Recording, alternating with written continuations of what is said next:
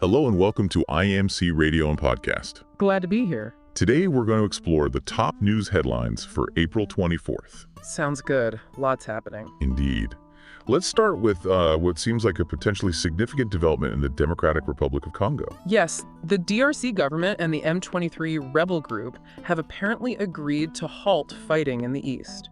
That came out of talks brokered by Qatar, right? Exactly. They issued a joint statement. The goal, they say, is a permanent truce. A permanent truce would be huge for that region. It's seen conflict for, 3 decades? At least. But we have to be cautious. More than 6, maybe even 7, previous ceasefires have failed just since 2021. Not a great track record. And there's the whole issue with Rwanda. Right. UN experts, Western governments too, they maintain that M23 gets support from Rwanda. Kigali, of course, denies this completely. And the U.S. envoy even called for Rwanda to pull back from DRC territory. Yes. So this truce, it's specifically for the duration of these talks. They're hoping dialogue can achieve what force hasn't. Qatar's mediation role is interesting. They have economic links with both countries. They do. They signed cooperation accords. It gives them perhaps some leverage. And Rwanda's perspective. They cite security concerns. Yeah, they point to Hutu militias in eastern DRC, some links back to the '94 genocide, and demand they be dealt with. It's incredibly complex. It really is. Yeah. Okay, let's shift continents to Nigeria. Reports of a new terrorist group. That's right, a group apparently known as Mahmuda. The intelligence suggests they're planning to escape Nigeria into the Benin Republic. Why the escape? Military pressure. Seems so. Increased military operations in Nigeria's northwest are reportedly pushing them out. They're looking for a way through Kwara State near the border. And there is an audio recording. Yes, a security source apparently provided audio suggesting their initial planned route is now blocked by security forces. So they're trying a different way. Looks like it. The call went out to district heads in those border areas, places like Gwanara and Tabira, to alert local vigilantes, get everyone on watch. And urging the state governor, the army, everyone to step up security. Precisely. Specifically mentioning the chief of army staff, the commander at Sobi Barracks, even forest guards. They really want to seal off those border points. This group isn't just trying to sneak away, though. They've been violent recently. Extremely. Reports say they launched a deadly attack just 3 days ago in Elisha Baruba, also in Kwara State. What happened there? Eyewitnesses said heavily armed individuals wearing military camouflage stormed the town on motorcycles right after evening prayers on Monday. Military camouflage. Yeah. That must have caused confusion. Absolutely. People were apparently scared, possibly thinking it was some kind of impersonation. Videos reportedly showed victims' bodies. It sounds like a very organized, brutal attack. Terrible. All right, let's move to a domestic financial story from Nigeria.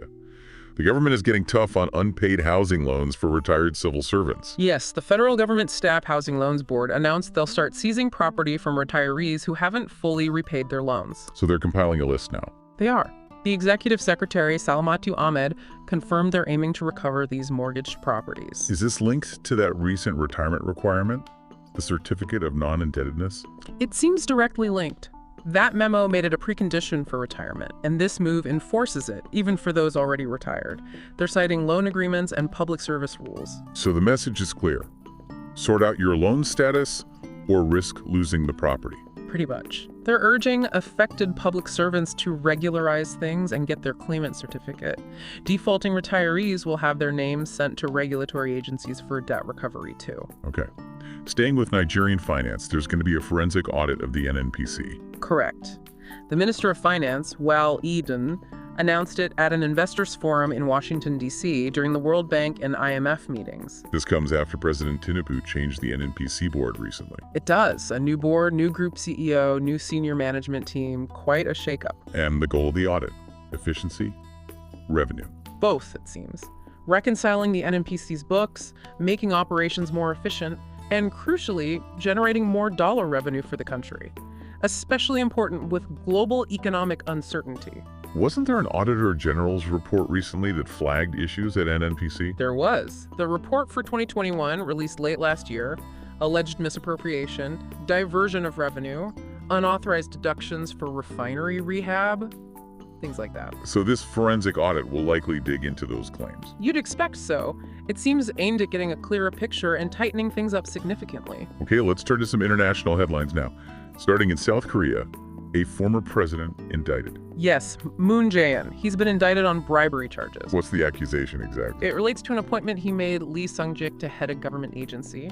Prosecutors allege this was a quid pro quo for Moon's son-in-law getting a good job at Thai Easterjet. A company reportedly controlled by Lee. At the time, yes. The prosecution claims the salary and benefits the son-in-law received, around $150,000 US, were effectively a bribe paid to Moon. How is this playing out politically? Well, Moon's Democratic Party is calling it politically motivated, especially coming before a presidential election in June. They're questioning the timing after a 4-year investigation. South Korea has seen other former presidents face legal trouble, hasn't it? It has, unfortunately. His predecessors served time for corruption, and Moon's own mentor died by suicide during a bribery investigation. It's a recurring pattern. Quite a shadow over his legacy, given his background as a human rights lawyer. Indeed. Known for social welfare expansion, engaging North Korea. Now this. Okay, moving over to the U.S. A Nigerian national facing fraud charges. Yes, Oladapo Olukenfadokwa. He's been charged with wire fraud, aggravated identity theft, and making a false statement during his naturalization process. What's the alleged scheme? It targeted the Department of Veterans Affairs and also UF Health. He's accused of diverting over $690,000 in government funds into his personal accounts over nearly 3 years. Wow. What kind of sentence could he face? If convicted on everything, it could be up to 27 years in federal prison. Authorities are also seeking forfeiture of about $400,000. How did he allegedly divert the funds? The indictment says he misappropriated VA funds meant for a healthcare provider, issued checks payable to himself or businesses linked to him, and deposited them. He also allegedly used someone else's identity. And a false statement during naturalization. Accused of claiming he hadn't committed any crimes for which he hadn't been arrested, which the prosecution says was false given the alleged fraud. Important to remember, an indictment is just an allegation. Absolutely. He's presumed innocent unless and until proven guilty in court. Several agencies were involved in the investigation. Right. Let's shift focus to South Asia now. A major attack in Kashmir. A very deadly one, yes. Reports say 26 Indian men and 1 Nepalese citizen were killed. Indian Prime Minister Modi called it the deadliest attack on civilians there since the year 2000. And Modi is pointing fingers. Directly at Pakistan, accusing them of supporting cross-border terrorism. He's vowed strong punishment and indicated ties will be downgraded. Pakistan denies any involvement. What was Modi's specific message? He led a silence for the victims and said those responsible will be made to pay beyond their imagination. He spoke about the resolve of India's 1.4 billion people and stated, "Terrorism will not go unpunished." And security forces are responding. A major manhunt is underway, and many people have reportedly been detained. Just briefly, the context here is the long-standing dispute over Kashmir. Exactly. Divided between India and Pakistan since 1947, claimed by both. Rebel groups have fought for independence or merger with Pakistan since 1989. This attack escalates tensions significantly. A volatile situation. Now, back to the U.S., concerning reports about immigrant minors in the legal system. Yes, quite troubling. Reports indicate the Trump administration is prosecuting immigrant minors, some as young as 6, often without lawyers. Appearing in court, virtually, without legal guidance. That's what's reported. Children aged 6 to 17 appearing in federal immigration court, mostly unrepresented. Was there any detail about the judge? Immigration Judge Jennifer Durkin was mentioned as addressing them with firmness but also compassion, asking about their stories, why they came to the U.S. Where are these children being held? In this instance, a government shelter in Brooklyn. One anecdote mentioned a young boy giggling during questioning, perhaps not understanding the gravity. Are any getting help? A couple mentioned were in the process of reunification. One with cerebral palsy had counsel. Another 6-year-old also had counsel and placement with a grandmother was pending. But they seem to be exceptions. And U.S. law doesn't guarantee a lawyer in these cases. Not in civil immigration proceedings. They rely on pro bono attorneys or nonprofits. There's the Trafficking Victims Protection Act, which calls for representation to the greatest extent practicable, but the administration views funding for that as discretionary. That has been their argument, yes. Responsibility lies with the Office of Refugee Resettlement to care for them until placement with a sponsor, usually family. But finding sponsors has become harder. Reportedly, yes. New policies under the previous Trump administration regarding sponsor vetting, restrictive ID rules, universal fingerprinting, DNA testing made it difficult, especially if potential sponsors are undocumented themselves. And cases are moving fast. That's also reported that children's cases are being expedited, leaving very little time to find legal help. A very difficult situation for those kids.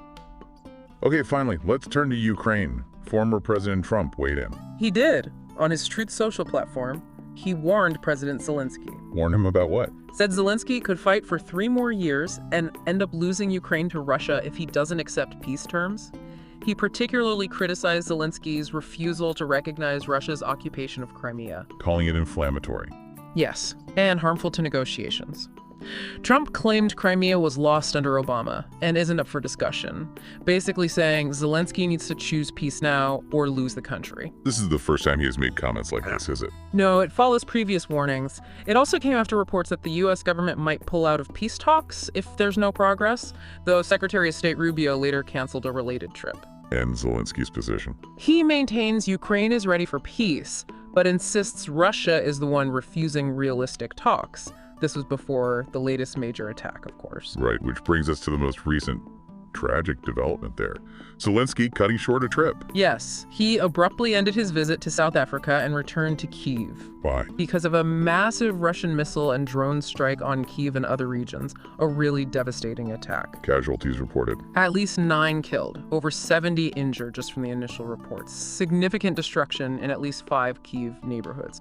42 people hospitalized in the capital alone. What kind of scale was this attack? Russia reportedly launched dozens of ballistic and cruise missiles, air-to-surface missiles, plus over 100 Shahed drones and decoy drones. A huge barrage. So Zelensky is back in Kyiv dealing with the aftermath. Yes, he announced it on Telegram after meeting South African President Ramaphosa. He said rescue operations are ongoing, destruction is significant. And he's appealing for more help. Urgently. Instructed his defense minister to contact partners immediately about air defense needs. He briefed Ramaphosa, urging intensified global diplomatic pressure for an unconditional end to the strikes. And seeking help with humanitarian issues, too. Yes, prisoner returns, the return of abducted children, these remain key concerns for Ukraine. Did Ukraine give any recent casualty figures for the war overall? The Prime Minister recently reported around 13,000 civilian deaths, including over 600 children since the full-scale invasion started in February 2022. Staggering numbers. And Zelensky's still holding firm on Crimea. Absolutely. He mentioned Ukraine agreed to a U.S. ceasefire proposal over 40 days ago, but Russian attacks never stopped. He reiterated he won't recognize occupied Crimea as part of any deal. His foreign minister added that Putin's actions show he only wants war and doesn't respect peace efforts. A grim end to our headlines today. Truly sobering news from Ukraine. Thank you for listening to the Today's Top News Headlines on IAMC Radio and Podcast.